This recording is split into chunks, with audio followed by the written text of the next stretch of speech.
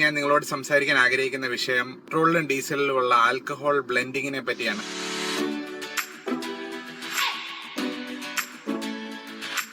നമ്മളിപ്പോൾ ഉപയോഗിക്കുന്ന പെട്രോളും ഡീസലും എല്ലാം ആൽക്കഹോൾ ബ്ലെൻഡഡ് ആണ്. എഥനോൾ എന്ന് പറഞ്ഞ ഈതയിൽ ആൽക്കഹോൾ ആണ്. ഷുഗർ കെയിൻ, കോൺ, ബയോമാസ് ഇവയിൽ നിന്നാണ് മെയിനായിട്ടും ആൽക്കഹോൾ ഇപ്പോൾ ഇന്ത്യയിൽ പ്രൊഡ്യൂസ് ചെയ്യപ്പെടുന്നത്. നിങ്ങൾ പലരും E20, E10 എന്നൊക്കെ കണ്ടിട്ടുണ്ടാവും. E10 എന്ന് പറഞ്ഞാൽ 10% ആൽക്കഹോൾ മിക്സ് ചെയ്ത ഫ്യൂൽ, E20 എന്ന് പറഞ്ഞാൽ 20% ആൽക്കഹോൾ മിക്സ് ചെയ്ത ഫ്യൂൽ. ഇനി എന്തുകൊണ്ട് ഈ ഗവൺമെന്റ് ഇത് പുഷ് ചെയ്യുന്നു എന്ന് നമുക്ക് കാണാം. നമ്മുടെ ഇമ്പോർട്ട്സ് നമുക്ക് കുറയ്ക്കാൻ പറ്റും. നമ്മുടെ crude oil import from USA, Russia, Saudi Arabia അതുപോലുള്ള പല രാജ്യങ്ങളിൽ നിന്ന് വരുന്ന ക്രൂഡ് ഓയിൽ ഇമ്പോർട്ട് നമുക്ക് ഗണ്യമായി കുറയ്ക്കാൻ പറ്റും ആൽക്കഹോൾ ബേസ്ഡ് ഫ്യൂലിലേക്ക് പോയാൽ. അതുപോലെ തന്നെ എമിഷൻസ് നമുക്ക് കുറയ്ക്കാൻ പറ്റും. കാരണം ഇത് കാർബൺ കണ്ടന്റ് കുറവുള്ള ഫ്യൂലാണ്. അപ്പം ഓരോ കിലോമീറ്റർ യാത്ര ചെയ്യുമ്പോഴും എമിറ്റ് ചെയ്യുന്ന കാർബൺ ഡൈ ഓക്സൈഡ് കുറയുന്നതിനാൽ നമുക്ക് കാർബൺ എമിഷൻസ് കുറയ്ക്കാൻ സാധ്യമാവും. ഇത് ഒരു അഗ്രികൾച്ചറൽ ബേസ്ഡ് ഫ്യൂലാണ്. അഗ്രികൾച്ചറൽ ഔട്ട്പുട്ട് ആയിട്ട് വരുന്നതിനാൽ അഗ്രികൾച്ചറിനും ഇതിൻ്റെതായ ബെനിഫിറ്റ് കിട്ടും. നമ്മൾ ഇപ്പൊ എന്റെ കയ്യിൽ ഇരിക്കുന്നതെന്ന് പറഞ്ഞാൽ 1 ലിറ്റർ പെട്രോൾ ആണ്. ഇതിൽ ഒരു 20% ആൽക്കഹോൾ ബേസ്ഡ് ആണ്. നമുക്കിനി അടുത്തായിട്ട് കാണാം ഇതിന്റെ അഡ്വാൻറ്റേജസും ഡിസഡ്വാൻറ്റേജസും. ആദ്യത്തെ അഡ്വാൻറ്റേജ് എന്ന് പറഞ്ഞാൽ കാർബൺ ബഹിർഗമനം, കാർബൺ ഡൈ ഓക്സൈഡ് എമിഷൻ കുറവായിരിക്കും. കാരണം ഇതിനകത്തുള്ള കാർബൺ കണ്ടന്റ് എഥനോളിലേത് കുറവാണ്. അതുകൊണ്ട് എഞ്ചിനകത്ത് ബേൺ ചെയ്യുമ്പോൾ കാർബൺ ഡൈ ഓക്സൈഡ് പുറത്തേക്ക് വരാനുള്ള അളവ് കുറവായിട്ടാണ് വരിക. പിന്നെ രണ്ടാമത്തെ ബെനിഫിറ്റ് എന്ന് പറഞ്ഞാൽ ഹൈ ഒക്ടെയിൻ റേറ്റിംഗ് ആണ്. നമുക്ക് പെട്രോൾ എഞ്ചിനുകളിൽ വളരെ ഡിസൈറബിൾ ആയിട്ടുള്ള ഒരു ക്വാളിറ്റിയാണ് high octane rating.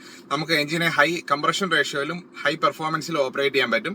High octane rating ഉള്ള ഫ്യൂവൽ. മൂന്നാമത്തെ കാര്യം എന്ന് പറഞ്ഞാൽ നമുക്ക് എമിഷൻസ് കാര്യമായിട്ട് കുറയ്ക്കാൻ പറ്റും.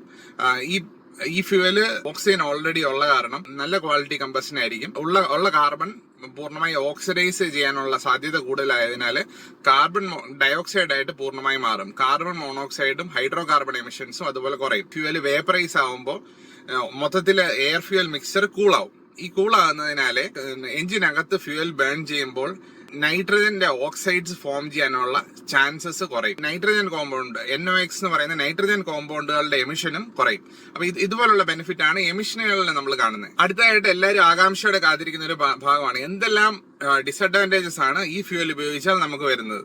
ആദ്യത്തെ തന്നെ വണ്ടിയുടെ മൈലേജ് ഗണ്യമായിട്ട് ഈ ഫ്യൂവൽ ഉപയോഗിക്കുന്നതോടുകൂടി കുറയും. കാരണം എന്ന് പറഞ്ഞാൽ 1 ലിറ്റർ പെട്രോളിനകത്തുള്ള അത്രയും ക്വാണ്ടിറ്റി എനർജി ഇല്ല 1 ലിറ്റർ 20 ഫ്യൂവലിന്. ഇതെന്ന് പറഞ്ഞാൽ എഥനോൾ മോയ്സ്ചർ അബ്സോർബ് ചെയ്യുന്നുള്ള ഒരു പ്രശ്നമാണ്. ഫ്യൂവലിനകത്തുള്ള എഥനോള് അന്തരീക്ഷത്തിലുള്ള മോയ്സ്ചറുമായിട്ട് കമ്പൈൻ ചെയ്ത് ഇതിനകത്ത് ഈ ഫ്യൂവലിനകത്ത് വാട്ടർ സെപ്പറേഷൻ ഉണ്ടാവും.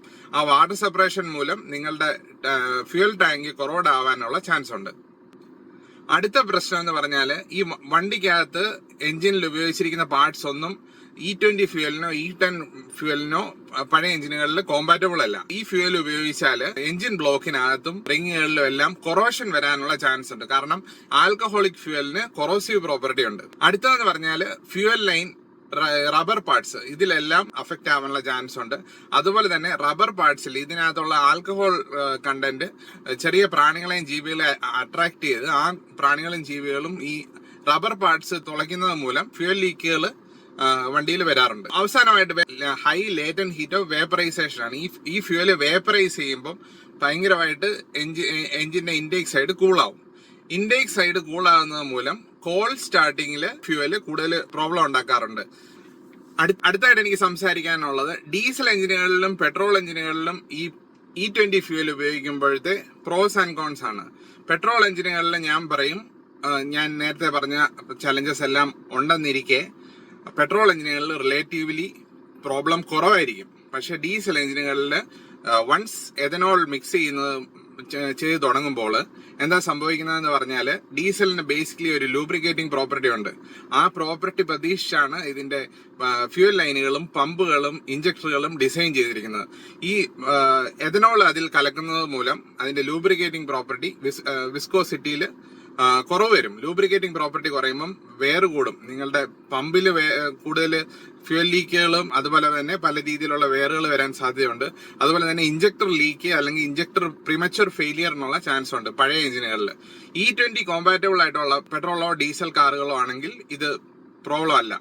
ആസ് എ യൂസർ, വണ്ടി ഉപയോഗിക്കുന്ന ഒരാളെന്നുള്ള നിലയിൽ നിങ്ങൾ ഈ പെട്രോളോ ഡീസലോ വാങ്ങുന്നതിൽ നിങ്ങൾ കൺസേൺഡ് ആയിരിക്കണമോ അല്ലയോ എന്നുള്ളതാണ്. ഞാൻ പറയുന്നു നിങ്ങൾ കൺസേൺഡ് ആയിരിക്കണം, ബട്ട് സ്റ്റേ ഇൻഫോംഡ്. നിങ്ങൾ ഉപയോഗിക്കുന്ന ഫ്യൂവല് ഏത് തരം വണ്ടിയിലാണ് ഉപയോഗിക്കുന്നതെന്ന് മനസ്സിലാക്കിയിട്ട് വേണം ഉപയോഗിക്കാൻ. എന്റെ കേസിൽ പറഞ്ഞാൽ 10% ആൽക്കഹോൾ മാത്രം പെർമിറ്റഡ് ആയിട്ടുള്ള എനിക്കൊരു സ്കൂട്ടർ ഉണ്ട്. പക്ഷെ ഗത്യന്തരം ഇല്ലാതെ ഞാൻ 20% ആൽക്കഹോൾ ഫ്യൂവലാണ് അതിൽ ഉപയോഗിക്കുന്നത്. അന്നേരം ഇപ്പൊ എന്താണ് അതിന്റെ എൻഡ് എഫക്ട്? ഇപ്പം ഒരു വാറന്റി ക്ലെയിം വന്നാലോ അല്ലെങ്കിൽ ഒരു എഞ്ചിൻ ട്രബിൾ വന്നാലോ ഓൾവേസ് OEM വിൽ ഉപയോഗിച്ച ഫ്യൂവലിനെയാണ് ശരിക്ക് പറയുക. രണ്ടാമത്തെ കാര്യം എന്ന് പറഞ്ഞാൽ നിങ്ങൾ ഏത് പെട്രോൾ ബങ്കിൽ നിന്നാണ് ഫ്യൂവല് ഫില്ല് ചെയ്യുന്നതെന്നുള്ള കാര്യം ശ്രദ്ധിക്കുക. നമ്മൾ ഈ E20 മാൻഡേറ്റ് ആക്കുന്നതിന് മുമ്പ് ആൽക്കഹോൾ കണ്ടന്റ് കുറവുണ്ടായിരുന്ന ഫ്യൂവൽ സ്റ്റേഷൻസ് ഉണ്ടായിരുന്നു. അതായത് ഷെല്ല് പോലുള്ള പെട്രോൾ ബങ്കുകളിൽ ആൽക്കഹോൾ മിക്സ് ചെയ്യുന്നത് കുറവായിരുന്നു. അതൊരു ഗവൺമെന്റ് 20% ആൽക്കഹോൾ നിർബന്ധമായിട്ടും ഫ്യൂവലുകളിൽ വേണമെന്ന് പറഞ്ഞതോടുകൂടി ഇപ്പൊ എല്ലാ പെട്രോൾ ബങ്കുകളിലും 20% ആൽക്കഹോൾ ഉണ്ട്. അപ്പൊ നിങ്ങൾക്ക് ചെയ്യാൻ പറ്റുന്നതെന്ന് പറഞ്ഞാല് ഷെൽ പെട്രോൾ ബങ്കുകളിൽ നിന്ന് പെട്രോൾ അടിക്കുകയാണെങ്കിൽ അതിൽ ആഡ് ചെയ്തിരിക്കുന്ന അഡിറ്റീവ്സ് യൂറോപ്യൻ ഗ്രേഡ് ആണ്. അപ്പം എഞ്ചിന്റെ വെയർ ആൻഡ് ടിയർ അതുപോലത്തെ കാര്യങ്ങളെല്ലാം കൺസിഡർ ചെയ്തിട്ട് അവർ ഡെവലപ്പ് ചെയ്തിരിക്കുന്ന ഒരു യുണീക് ഫോർമുല ആണത്. അതിപ്പം നമ്മൾ അവൈലബിൾ ആയിട്ടുള്ള ബാക്കിയുള്ള പെട്രോൾ പമ്പുകളെക്കാളും അത് ബെറ്റർ ആണ്. പക്ഷെ ഷെല്ല് നിലവില് എന്റെ അറിവില് കൂടിയ റേറ്റിലാണ് അവർ പെട്രോളും ഡീസലും വിൽക്കുന്നത്. ഈ യുദ്ധം വരുന്നതിന് മുമ്പ് അവര് പല സംസ്ഥാനങ്ങളിലും പെട്രോളും ഡീസലും സെയിം റേറ്റിൽ കൊടുത്തോണ്ടിരുന്നു. അതുപോലെ നല്ല ഡിസ്കൗണ്ടഡ് റേറ്റിൽ നിങ്ങൾക്ക് കിട്ടുമെന്നുണ്ടെങ്കിൽ ഷെൽ പെട്രോൾ ബങ്കുകൾ പ്രിഫർ ചെയ്യുക. അല്ലെങ്കിൽ നിങ്ങൾക്ക് ഏറ്റവും ബെസ്റ്റ് ഓപ്ഷൻ എന്ന് പറഞ്ഞാൽ കമ്പനി ഓപ്പറേറ്റഡ് പെട്രോൾ പമ്പുകളിൽ നിന്ന് മാക്സിമം ഫ്യൂവൽ അടിക്കാൻ ശ്രമിക്കുക.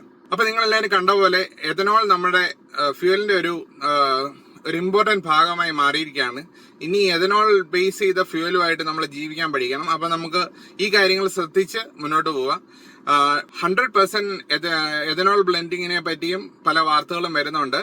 അത് യാതൊരു രീതിയിലും അക്സെപ്റ്റ് ചെയ്യാൻ പറ്റുന്നതല്ല. 100% ബ്ലെൻഡ് ചെയ്താൽ പെട്രോളിന് പകരവും ഡീസലിന് പകരവും നിങ്ങൾ എഥനോൾ ആണ് തരുന്നത്. ആ രീതിയിലുള്ള ഫ്യൂവൽ യൂസ് ചെയ്താൽ നമ്മളുടെ വണ്ടികളിൽ എഞ്ചിൻ കംപ്ലൈന്റ്സ് വരാനുള്ള ചാൻസ് കൂടുതലാണ്. അതുപോലെ തന്നെ പൊതുജനം എന്നുള്ള രീതിയിൽ നമ്മൾ ശ്രദ്ധിക്കാനുള്ള മറ്റൊരു കാര്യം എന്ന് പറഞ്ഞാൽ ഈ എഥനോളിലേക്ക് മാറുന്നതിലൂടെ ആരാണ് ബെനിഫിറ്റ് ചെയ്യുന്നത്? ഞാനിപ്പോ ഒരു ചാർട്ട് ഈ വീഡിയോയിൽ കാണിക്കാം.